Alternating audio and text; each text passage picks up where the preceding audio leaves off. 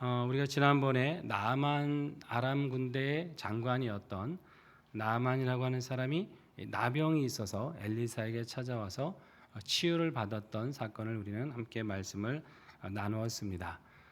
사실 고치기 어려운 병이지만 하나님의 능력으로 이방의 장관이 병 고침을 받았죠. 그리고 기억나십니까? 그 나만이 결심하고 돌아간 게 있었습니다.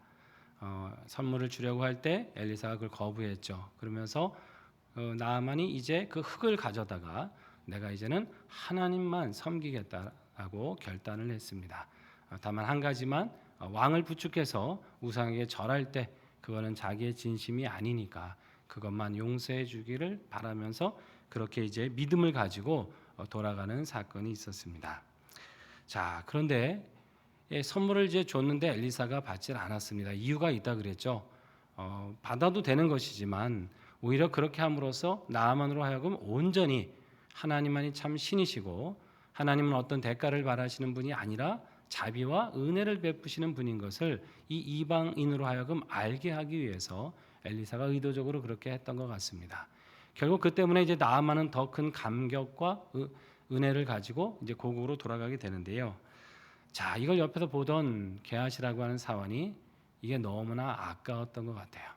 아니 어떻게 저렇게 병고침을 받고 선물을 주는데 저걸 마다할 수 있을까? 마치 자기가 손해본 것 같은, 전혀 자기하고는 상관이 없는 일인데 자기가 손해본 것 같은 생각이 들었습니다. 그렇게 될 수도 있겠죠. 옆에서 그걸 보면 탐심이 들 수도 있겠죠. 문제는 그게 들더라도 떨쳐내면 되는데, 잊어버리면 되는데 이걸 자꾸 마음속으로서 생각했던 것 같아요. 아까워하고. 그러다가 그러면 어떻게 하면 저걸 내 것이 되게 할 수 있을까? 사실 상상할 수는 안 되는 일입니다. 자기가 욕심내서는 안 되는 거예요. 그러면서 결국 그 욕심이 자꾸 마음속에 자리 잡고 그걸 계속 붙들고 또 있었던 것 같습니다. 그 방법을 궁리했던 것 같아요. 어떻게 하면 그러다가 그 방법이 떠올랐던 것 같습니다. 그리고 뭐라고 말합니까? 오늘 본문에 보니까 20절에 하나님이 살아계심을 두고 맹세하노니 내가 그를 쫓아가서 무엇이든지 받아내겠다. 아니 이게 맹세까지 할 일입니까? 아주 굉장히 욕심에 사로잡혀가지고 굉장히 마음이 지금 계속해서 오로지 어떻게 하면 저 선물을 내가 가져올 수 있을까라는 무슨 하나님을 들먹이면서 나만을 쫓아갑니다. 그리고 만나서는 거짓말하죠. 당신이 떠나간 뒤에 그 제자들이 왔는데, 그래서 우리 스승님께서 그 제자들에게 줄 좀 은 한 달란트 옷 2벌만 좀 주시면 좋겠다. 하필이면 또 떠난 다음에 제자들이 도착을 했다. 그럴듯한 거짓말로 됩니다. 그러니까 굉장히 내용을 보세요. 은 한 달란트와 옷 2벌. 그러니까 어떻게 보면 의심받지 않을 정도의 적당한 요구를 한 거죠. 더 많은 걸 요구하면 갑자기 왜 그럴까라는 생각도 있는데 은 한 달란트와 옷 2벌 정도는 장군에게 있어서는 너무나 가진 것 중에 사소한 것이고 정말 두 사람이 제자가 왔으니까 그들에게 꼭 필요한 정도, 정말 믿을 수밖에 없을 만큼 그런 얘기를 하는 거예요. 그렇지 않아도 나아만 입장에서는 살해도 못하고 온 것이 마음이 너무나 걸렸는데 이 얘기를 들으니까 얼마나 반가웠겠습니까? 은 2달란트 받으라고 오히려 더 주고 옷 주며 더 종들에게 시켜서 짊어지고 가게 하는 거예요. 자, 게하시가 자기 집 근처까지 이르렀을 때 종들을 돌려보냅니다. 됐다고 이제 내가 가지고 가겠다고 했겠죠. 그리고 돌려보낸 후에 그것을 자기 집에 감춥니다. 어떻게 이렇게 순식간에 이런 일이 일어날 수 있을까? 아마 그의 마음에 이제 탐욕이 그를 사로잡고 있었어요. 자, 그리고 이제 엘리사에게 돌아오죠. 엘리사가 묻습니다. 어디 갔다 오느냐? 저 아무데도 안 갔는데요. 자, 여러분 이따라도 잘못을 고했더라면 어땠을까 하는 생각이 들어요. 그러나 이미 탐심에 철저하게 사로잡힌 게하시는 이것까지도 거짓말을 합니다. 하나님의 사람 앞에서 거짓말을 하죠. 이 죄의 속성이라는 게 보면 그렇습니다. 자신의 탐욕을 위해서 남을 속여요. 남을 속였는데 그게 들통날까 봐 또 거짓말을 합니다.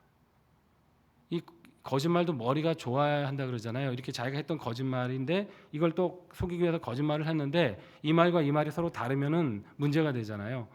그러니까 사기꾼들이 머리가 좋다고 그러는 게 이렇게 속였고 그걸 위해서 거짓말을 했는데 그걸 다 믿게끔 만들어 가니까 게하시도 아마 이 잘못된 그런 마음으로 그랬던 것 같아요. 거짓말을 하고 이 죄의 속성이라는 게 결국은 또 다른 죄를 불러온다고 하는 거예요. 이걸 덮어야 되니까, 감춰야 되니까 그런 상황이 있다는 것입니다. 이렇게 죄는 깊어지기 전에 돌이키는 게 최선인 줄 믿습니다. 그 순간에 돌이켰으면 그래도 살 길이 있는 거죠. 엘리사가 모를 리가 있겠습니까?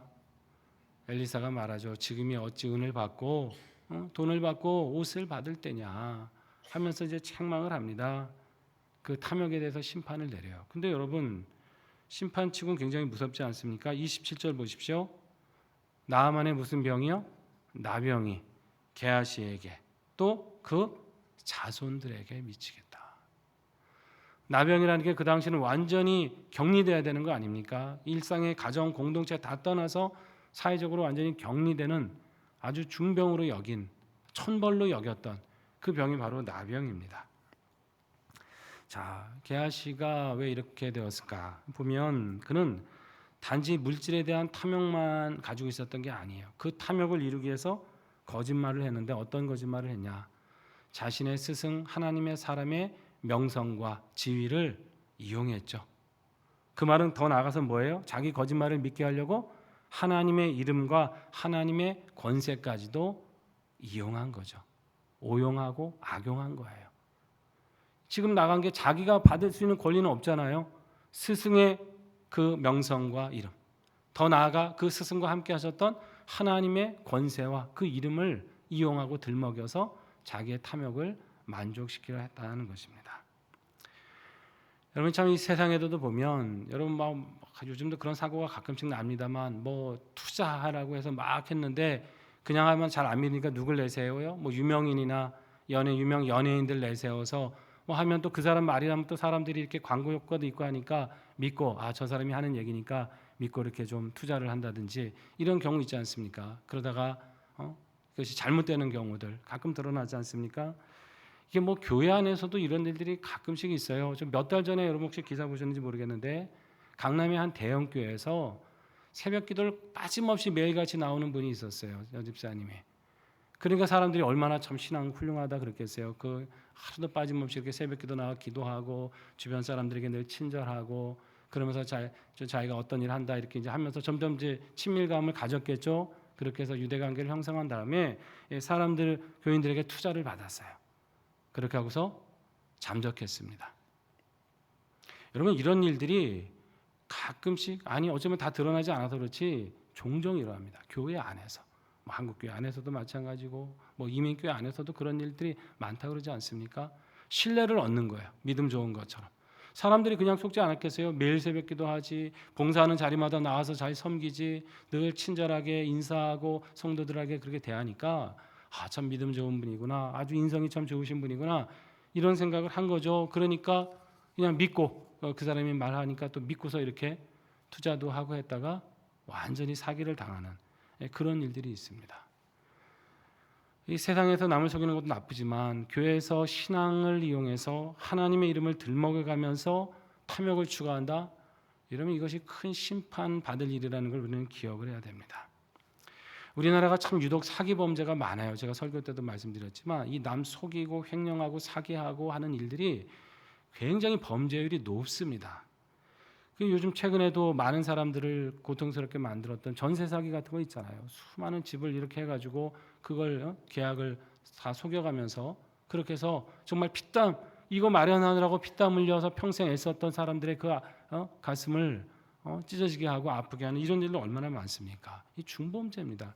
근데 상대적으로 사기 범죄가 우리가 형량이 좀 낮은 편이에요. 몇 년 살고 나오면 되거든요.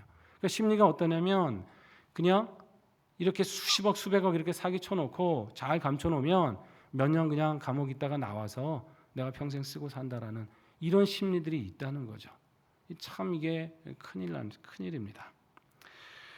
이 땅에서는 어떨지 모르지만 하나님은 이 탐욕, 탐심을 아주 큰 죄로 보시고 심판하십니다.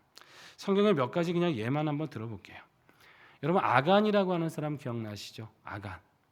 여호수아 7장에 보면 여리고를 점령하고 아주 이제 기쁨에 들뜬 백성들이 아이성이라고 하는 정말 작은 성, 이거 뭐 쉽게 이기겠지 하고서 달려들었다가 아주 철저하게 패하고 말지 않습니까? 대성 통곡하고 도대체 이게 어떻게 된 일이냐 해갖고 기도하고 제비를 뽑기 시작해갖고 아간이라고 하는 사람이 딱 걸리잖아요. 네가 무슨 일을 했느냐 했더니 원래 여리고성은 뭐예요? 하나님의 능력으로 다 무너뜨리셔서 거기 있는 건 취하지 말라 그러셨거든요. 하나님 모든 게 하나님께 돌리는 거예요. 첫 승리의 전투의 모든 전리품을 하나님께 드리고 그 다음에 취할 수 있는 전쟁에서는 취할 수 있도록 하셨는데 그걸 참지 못하고 아간이라고 하는 사람이 어떻게 했습니까? 금덩어리 하나, 은 200세겔, 좋은 신할전의 외투 한 벌 이런 거를 그 와중에 또 챙겨가지고 자기 장막에 감췄습니다. 그게 이제 들통이 난 거죠. 그래 어떻게 합니까? 다 백성들이 끌고 와서 아골골짜기라는 곳에 끌고 가죠. 거기서 돌로 쳐서 죽입니다. 돌무더기가 됐어요. 그 아골골짜기가.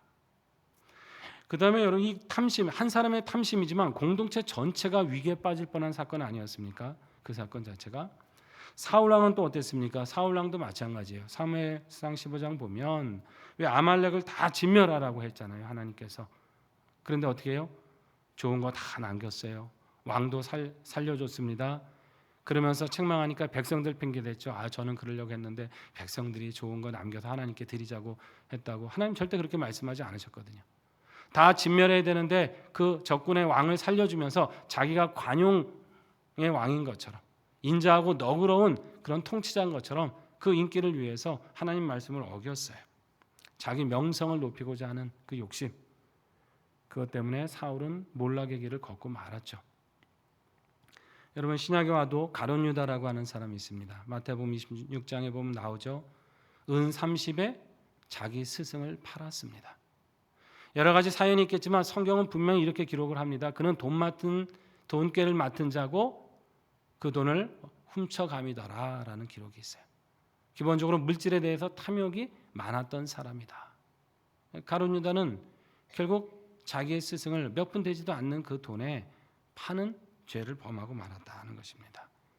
회개할 기회도 갖지 못하고 망하는 자가 될 수밖에 없었다.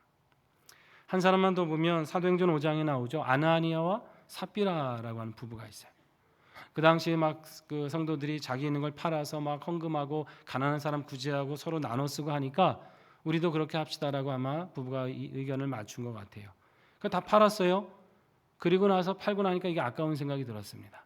그래서 절반만 딱 바치고 절반을 감췄어요. 상관없습니다. 자기 거잖아요. 원래부터 하나님 주신 거니까 뭐 반을 드리든 얼마를 드리든 기쁨으로 감사함으로 드리면 되는데 마치 전보를 드린 것처럼 속였죠.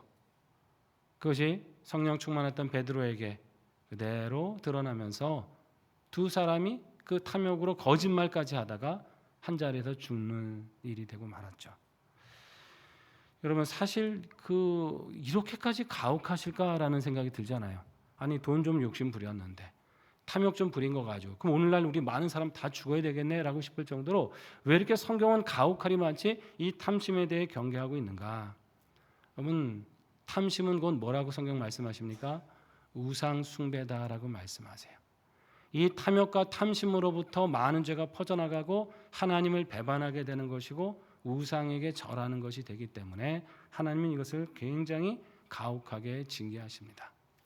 욕심이 잉태한 즉 죄를 낳고 죄가 장성한 즉 어떻게 돼요? 사망을 낳는다 그랬습니다. 성경에 탐욕을 부리다 망하는 사람들 결국 보면 처음엔 작은 욕심에서 시작이 된 거죠. 저거 좀 감추고 싶다. 저거 내 것으로 하고 싶다. 이 명성 내가 지켜야 되겠다. 그 문제로 시작하는데 이것이 점점점 이걸 지키기 위해 이 탐욕을 취하기 위해서 거짓말과 술수와 때로는 신앙과 하나님의 이름까지 들먹여가면서 그렇게 죄를 범하는 것 결코 성경은 가볍다라고 말씀하지 않는다. 큰 죄라고 성경은 말씀하십니다.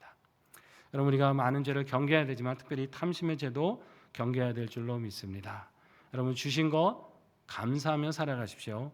최선을 다해 정직하게 일하고 주신 거 누리고 감사하는 거 기쁘고 좋은 일입니다. 그러나 무리하게 욕심내며 살아서는 안 되는 것입니다.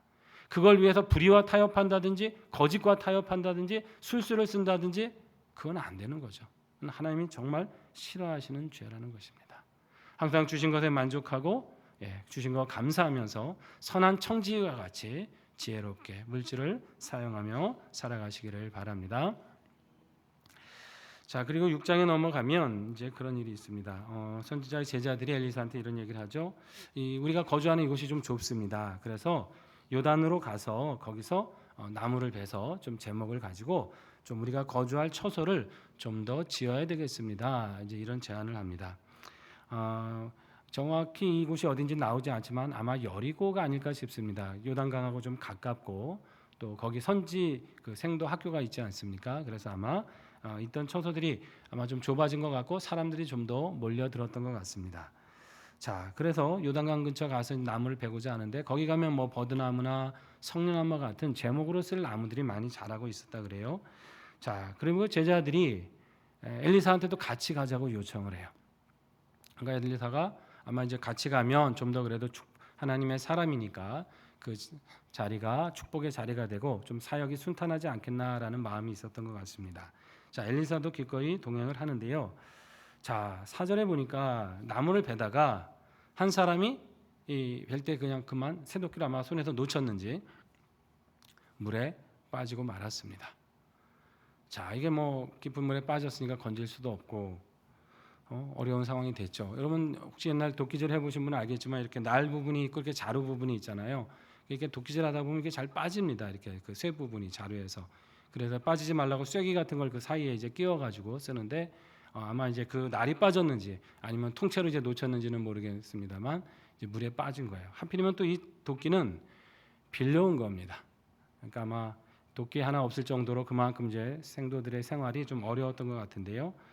자, 그랬더니 엘리사가 뭐라고 합니까? 뭘 가져오라고 그래요? 나뭇가지를 베어서 물에 던져요. 그랬더니 어떻게 해요? 새도끼가 떠올랐습니다. 그리고 집으라고 해서 다시 그것을 집었어요. 자, 엘리사 보면 아주 희한한 이적들이 참 많은데 마치 뭐 예수님도 아니고 무리를 걸은 것처럼 뭐 도끼가 막 물속에서 떠오르고 하는 일들. 여러분 이게 과학적으로는 일어날 수 없지 않습니까? 어떻게 도끼, 쇠 덩어리가 그릇도 아니고 쇠 덩어리가 물에 떠오를 수 있겠습니까? 이건 하나님께서 초자연적으로 역사를 일으켜 주신 것이죠. 가끔 보면 성경에 이런 역사가 있지 않습니까? 바닷물이 갈라진다든가 지금 이것처럼 새도끼가 물에 떠오르고 또 태양이 멈춰지고 예수님 같은 경우는 물 위를 걸으시기도 하고 여러 가지 이런 보면 성경에 보면 이렇게 자연적인 법칙을 넘어서는 초자연적인 역사가 있습니다. 자, 왜 하나님께서는 가끔씩 이런 역사를 우리에게 일으키실까? 이건 여러 가지 이유가 계시겠지만 우리가 조심스럽게 짐작해 볼 때 하나님께서 이 모든 만물과 세상의 창조자시고 주관하신 분이신 것을 알게 하시기 위해서 가끔 그런 역사를 하시는 것이 아니겠는가 우리가 생각하게 되는 겁니다. 탈무드에 보면 이런 구절이 하나 있어요. 펜을 공중에 던졌을 때 하늘로 올라가는 것이 기적이 아니라 이것이 책상에 떨어지는 것이 기적이다. 펜을 공중에 던졌는데 책상에 떨어지는 거 당연하잖아요. 근데 이게 오히려 기적이라고 하는 거예요. 이게 무슨 말이냐면 모든 기적의 배후의 역사에는 누가 계신 거예요? 하나님이 계신 거잖아요. 하나님께서 그렇게 만물을 만들어 놓으셨다는 거죠. 질서를. 높은 데서 떨어지면 아래로 떨어지게 되는 것이고 강한 물체와 부딪히면 다치거나 부상을 입는 것이고 물에 빠지면 그 속에 가라앉는 것. 이것은 하나님께서 이미 모든 창조 질서를 지으실 때 다 이루어 놓으신 하나님의 역사라고 하는 것입니다. 그런 물리적인 법칙을 우리가 연구하는 게 과학 아닙니까? 자, 그런데 그 법칙대로 세상 만물이 돌아가는 거예요. 당연히 공중에서 떨어지면 밑으로 떨어지고 물에 들어가면 빠지게 되어 있는 게 하나님께서 다 이루어 놓으신 역사라는 겁니다. 근데 가끔은 하나님께서 직접 정하신, 직접 세우신 그 법칙을 넘어서서 또 다른 역사를 보여주실 때가 있다는 것이죠. 그러실 수 있는 거 아닙니까? 그 법칙을 만드신 분이 법칙을 바꾸실 수도 있고 법칙을 다르게 사용하실 수도 있는 거죠. 그렇게 하실 수 있는 분은 누구밖에 없으신 거예요? 하나님밖에 없으신 거예요. 우리가 자연 만물의 법칙을 우리 힘으로 바꿀 수 있습니까? 안 됩니다. 순응하고 맞춰가고 하는 거지 그거를 우리 힘으로 바꿀 수 있는 게 아니에요. 왜? 이거는 하나님의 영역. 그것을 바꾸실 수 있는 분도 하나님, 얼마든지 다른 법칙을 세우실 수 있는 분도 하나님이라는 걸 보여주시는 것입니다. 그래서 가끔 이렇게 초월적인 역사를 하시는 이유는 바로 이 자연 만물의 법칙을 넘어서는 이 모든 법칙을 지으신 분이 계시고 이것을 넘어서도 역사하실 수 있는 분이 계시다는 것을 인생으로 하여금 하나님은 깨닫게 하시는 겁니다. 그분에 대한 신뢰를 가져라. 그분에 대한 믿음을 가져라. 세상 만물이 전부가 아니다. 네가 눈에 보이고 이성적으로 추론할 수 있는 것이 그게 전부가 아니라 이 모든 걸 만든 법칙을 만든 분이 계시고 이 법칙을 넘어서 역사하는 분이 계시다. 겸허한 마음으로 그분을 경외하라고 하시는 이 우리의 믿음을 위해서 하나님이 이런 역사를 베풀어 주시는 줄 믿습니다. 이게 기적이라고 하는 것이에요.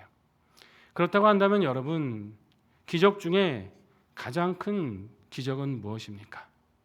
이 자연 이런 법칙들이 있는데 이 법칙을 어겨가면서까지 가장 놀라운 기적을 행하신 역사가 무엇일까요?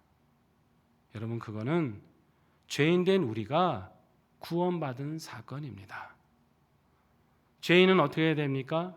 죽어야 합니다. 이게 법칙이에요. 하나님 세우신. 죄인인 우리는 깊은 지옥에 떨어져야 됩니다. 그게 하나님 세우신 법칙이에요.